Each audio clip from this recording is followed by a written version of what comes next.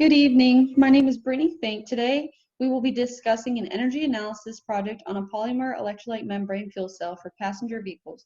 This project has been prepared for the UT Tyler Mechanical Engineering Department by my partner, Roberto Saenz, and myself. The agenda for this presentation will be the introduction, followed by motivation and key objectives, background, benefits, drawbacks, analysis, and references.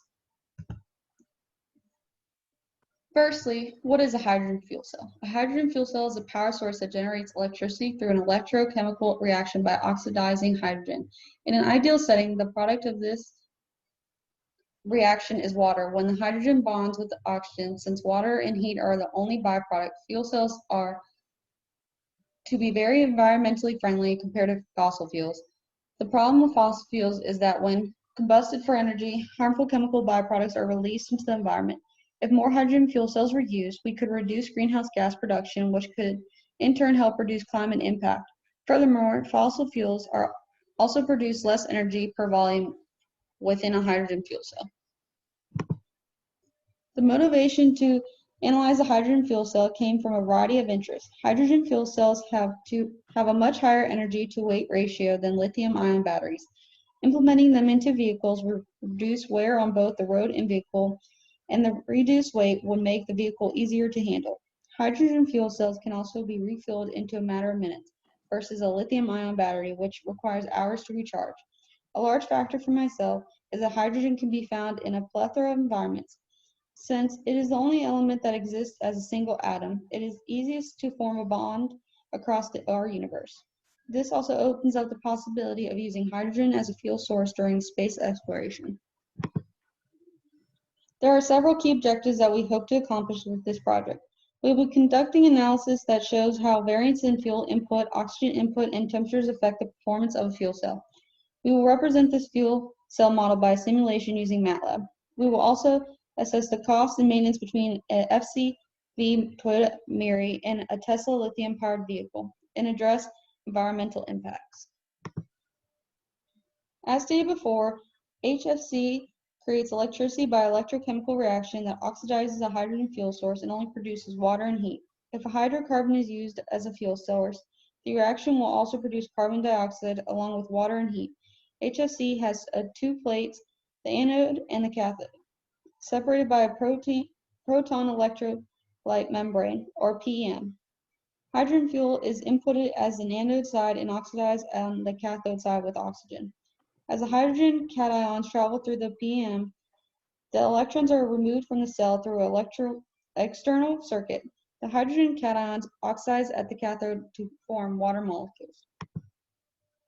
There are 5 types of fuel cells. We decided to pursue the PEMFC because it is ideal for a passenger vehicle. A PEMFC operates at a relatively low heat, and the PEM has a durable electrolyte that isn't sensitive to carbon dioxide that may be present during the operation. Some benefits we have here today are there are no harmful emissions, hydrogen fuel cells are very durable, and they can be cogenerate system to produce electricity and heat. Some drawbacks are that they have few sources currently offering hydrogen fuel. Fossil fuels are used to produce hydrogen fuel, and hydrogen gas is highly flammable in the event of a catastrophic failure. So FCV, or fuel cell vehicle, has 5 major components. It has the fuel cell stack, the hydrogen storage tank, the battery, the motors that power the wheels, and of course the power control unit, or the PCU. The fuel stack is a collection of single fuel cells arranged in either series or parallel configurations to meet voltage and current requirements. The hydrogen storage tank, of course, stores the hydrogen for use in the reaction, and then the battery stores the energy created by the hydrogen fuel cell, either for direct use, for immediate use, or storage for later. Next. Energy, to begin the energy analysis, we have to state our assumptions before we can begin. The assumptions we used are ideal gases, fluids are incompressible, fluids are inviscid, no external work is being performed on the system, no friction or fouling in the system, and the city is operating at steady, or we are studying it at steady state operations. Um, Next. At the anode, the hydrogen fuels, protons, and electrons are separated. The hydrogen cation travels through the proton electrolyte membrane, while the electrons are transferred through a wire as electricity to the battery or to the motor. At the cathode, the hydrogen cations react with the oxygen supply to produce liquid water as a byproduct, since we are operating at 100 degrees, at under 100 degrees Celsius. Next. The fuel cell efficiency can be calculated by multiplying three major efficiencies of the fuel cell together. The three efficiencies pertain to the cell's thermodynamics, voltage losses, and fuel utilization. These efficiencies will be described individually throughout the presentation. Fuel cells are thermodynamically efficient, but as in every reaction, there is energy lost by heat. The thermal efficiency of a fuel cell can be calculated easily by dividing the Gibbs free energy difference by the change in enthalpy of the reaction. We were able to look up Gibbs free energy in the table, but we will need to solve for the change in enthalpy.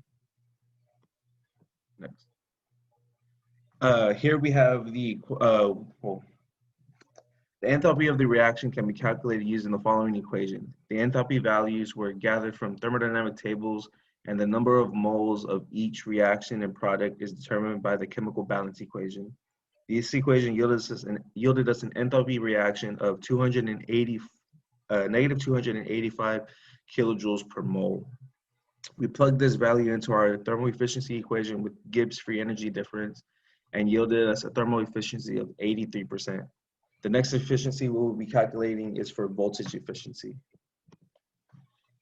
The voltage efficiency is dependent on build requirements of the fuel cell itself. Electrolyte thickness and porosity in ducts are a few factors that can affect the fuel cell's overall performance.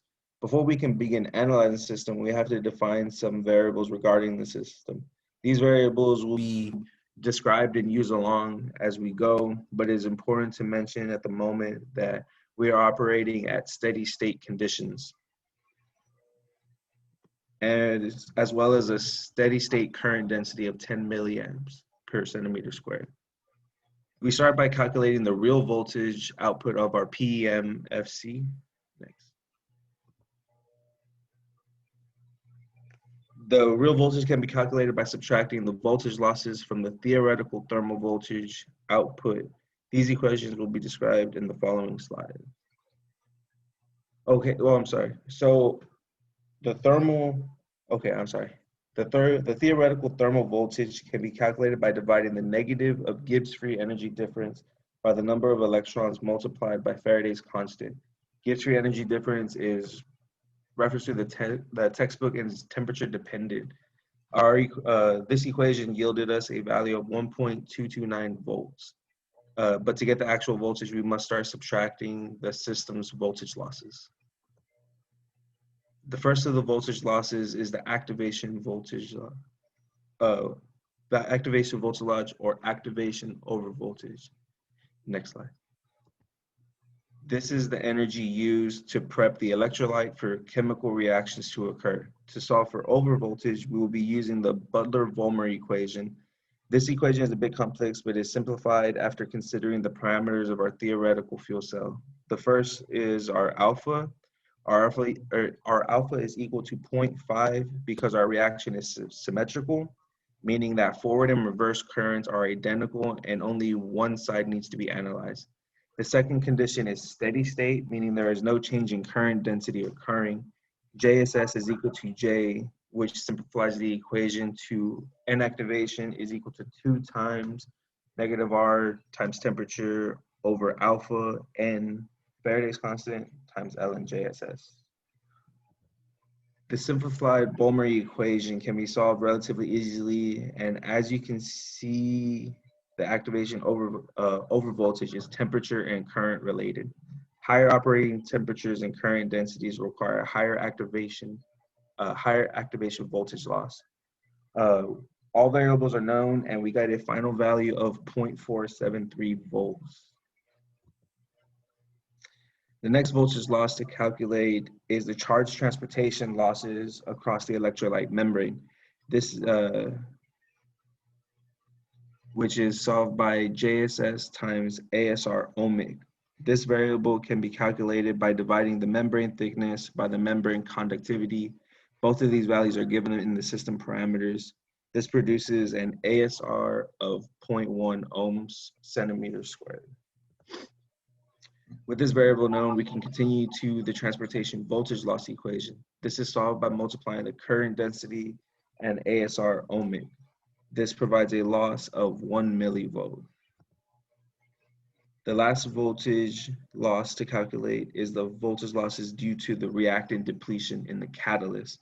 This equation is shown below. As you can see, there is an unknown variable for the limiting current density, which can be solved using the equation for DFF, which can be solved using the nominal diffusivity of the catalyst, Dij. Next. The nominal diffusivity or binary diffusion coefficient can be calculated using the following equation. All variables are known. As you can see, this equation is dependent on critical temperatures, pressures, and molecular weights. These parameters A and B are specific to this equation, which is based on the kinetic theory of gases at low pressures.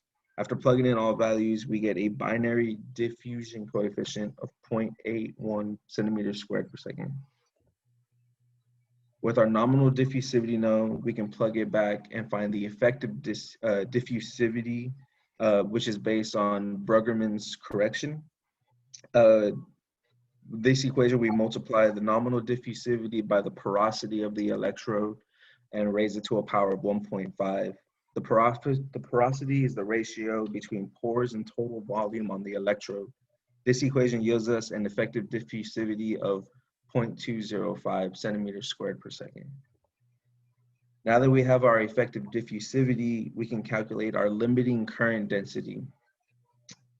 The limiting current density will occur when reactant concentration in the catalyst drops to 0. This represents the highest current density the fuel cell could physically reach. All factors have been used before except the bulk flow concentration, reactant concentration, CR, and the electrode thickness. With these parameters plugged in, we yield a limiting current density of 5 amps per centimeter squared.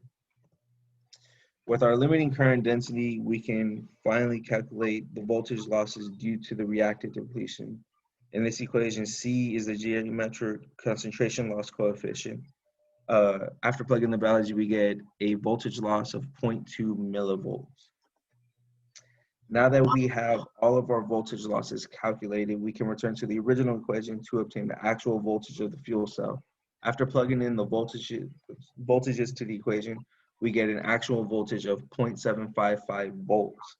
Plugging this back into our voltage efficiency equation, V actual over E thermal, we obtain an electric efficiency of 61.4%.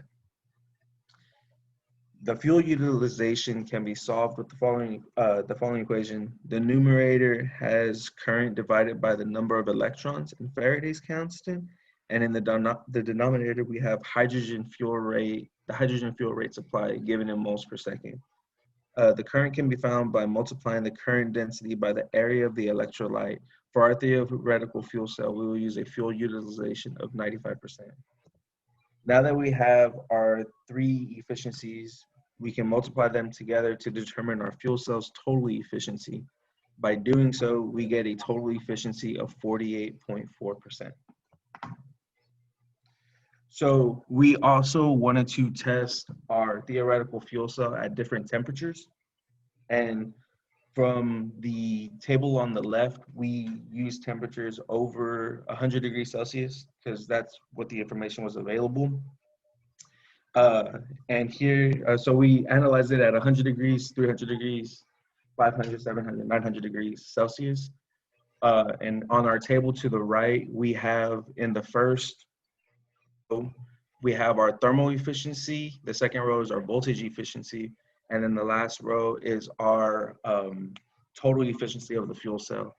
We're gonna have graphs. We have graphs on the next page.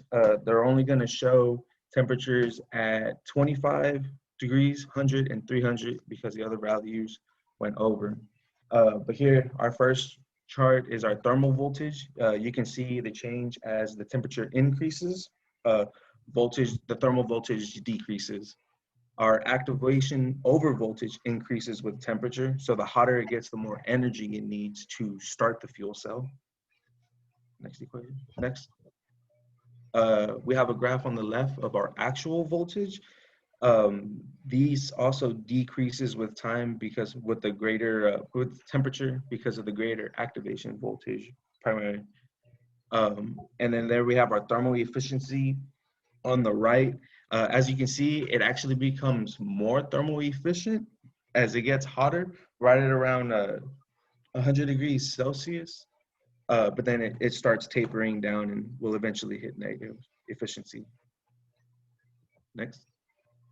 On the left, we have our voltage efficiency. It's a steady decrease over time, mostly because V actual gets lower as temperature increases. And our total fuel cell efficiency will drop as temperature increases. So if your fuel cell gets too hot, our PEMFC will become just inefficient. Next. So here we have our fuel cell stack design. As stated before, we wanted to compare it with the Tesla battery cell. Teslas use 16 battery modules to get their 375 max voltage and 225 amps. Each module produces 25.2 volts and 14 amps, and they are wired in 74 parallel 6 series. Okay, so our fuel cell that we analyzed, we got 0.755 volts, and we have 0.45 amps using the same cell area as the Tesla battery module. So if you take the total area of the Tesla battery module, 2003.22 centimeters, and divide it by the 444 battery cells per module, that's how we get our 4.152 centimeters squared. So if we arranged our single fuel cell stack with the same 74 parallel 6 series, we will only get a max voltage of 4.53 volts and 3.33 amps. Ideally, we would want 140 cells, each with a cell area of 14.31 centimeters square. And so to achieve maximum voltage, or comparable voltage, I should say, we would use 5.6 amps. So if we need to, and then if we wanted to get the max current, we would have to switch up the way the fuel cells are wired to a 10 parallel 14 series.